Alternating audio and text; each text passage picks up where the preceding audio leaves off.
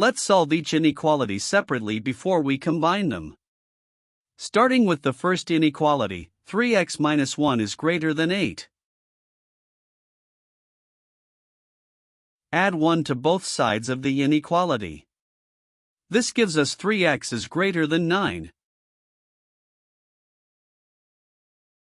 Now, divide both sides by 3. We find x is greater than 3. Next, let's solve the second inequality x plus 5 is less than 12. Subtract 5 from both sides. This gives us x is less than 7.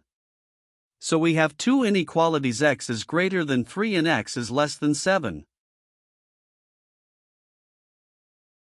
Now we need the intersection of these two solutions.